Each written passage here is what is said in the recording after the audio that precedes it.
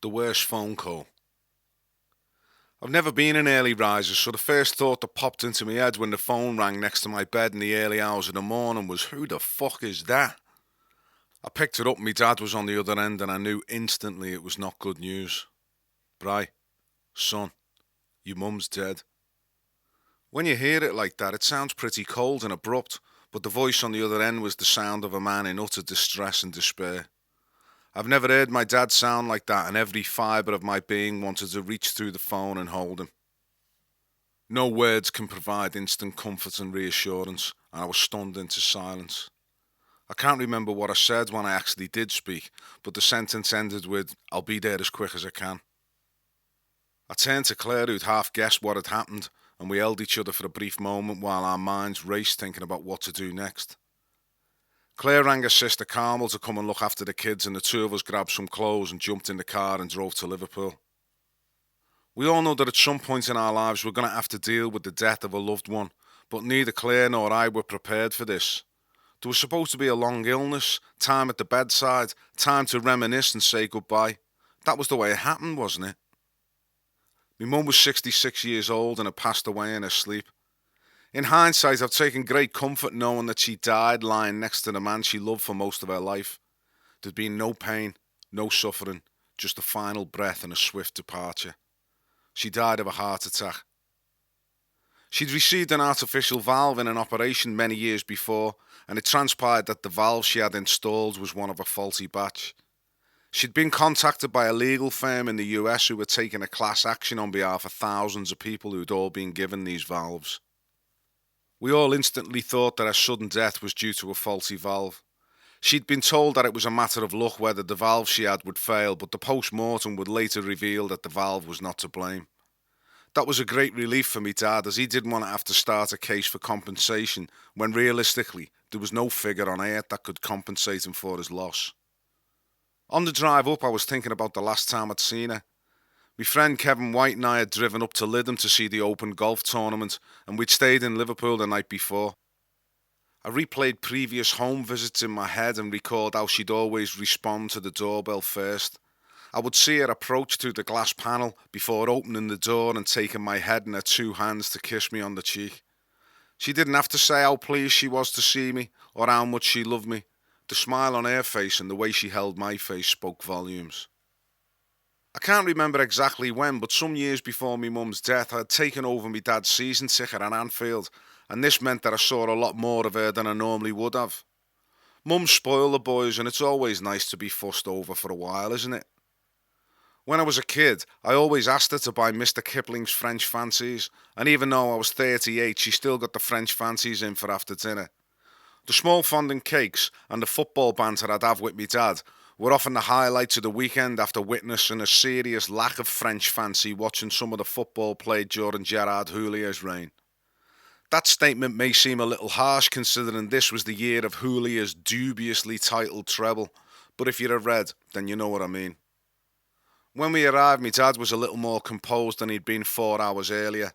I don't know whether he was putting on a brave face for our sake, but whatever respect I had previously had for this man was doubled. His strength in the face of what must have been complete and utter devastation was inspirational. Mum had been taken to the morgue at Aintree Hospital, and Claire and I went over there with my sister Joanne to say our goodbyes.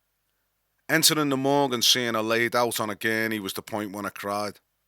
I'm not a cold fish, and I've never been much of a crier, but when I saw her, I sobbed. The fact that I could see with my own eyes that she'd passed away meant it was now a reality. Since that day, I've never cried at the loss of my mother. You may think that I'm still in denial, but I believe it's because I have too much to be happy and thankful for. Who knows how my life would have panned out if this wonderful woman had not adopted me and become my mother. All through my life, I'd never felt anything but love from my mother.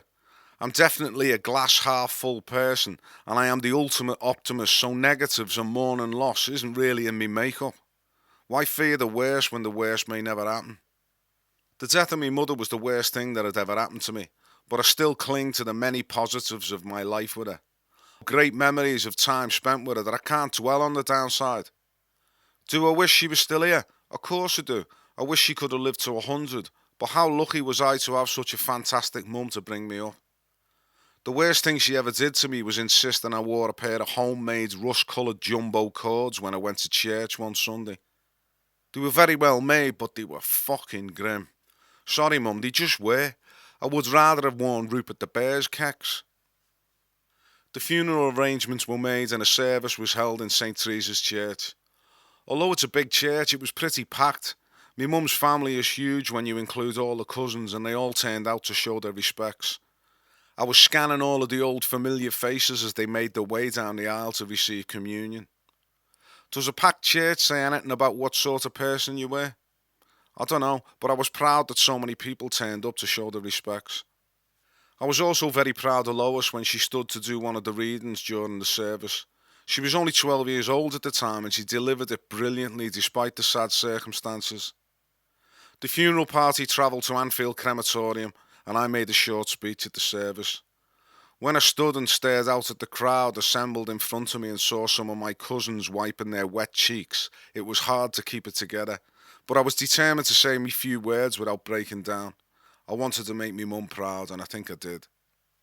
I think we all take our parents for granted to a certain extent, and when my mum passed I was reminded of a conversation with Tony Kiley during a late night drive to South Wales. He'd lost both his parents, and without being over dramatic or emotional, he said to me, "Spend time with your folks, Bri. You think they'll be with you forever, but they won't, and they're a long time gone." If you're listening to this and one or both of your parents are still alive, then heed those words. Claire and I were in favour of scattering her ashes, but my sister felt that she wanted me mum to have a grave and a headstone that would act as a focal point for her to visit. And as she lived closer to home, we agreed to bury her ashes in Anfield Cemetery. In recent years, I've only been to her grave a couple of times. I can't stand there talking to a stone or a pot of ashes underground. I don't need to stand at her graveside to think about me mum. If she can hear me, then she can hear me when and wherever I decide to speak to her. I don't do it often, but sometimes things come across me path that make me think of her, and I do talk to her. But I won't know if she's ever heard me until I get over to her side of the fence. Hopefully that won't be for a very long time.